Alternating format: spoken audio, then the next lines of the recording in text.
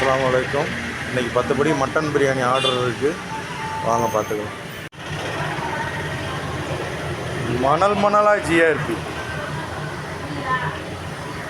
10 படி மட்டன் பிரியாணிக்கு நல்லா நல்லி எலும்பு தால்ச்சா காயினா வெட்டி ரெடியாக வச்சுருக்கு. தால்ச்சாவும் வச்சிடலாம்.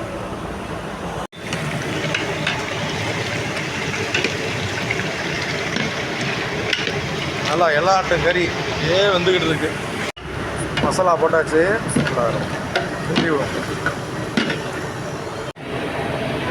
தால்ச்சா ரெடி ஆகிக்கிட்டு இருக்கு.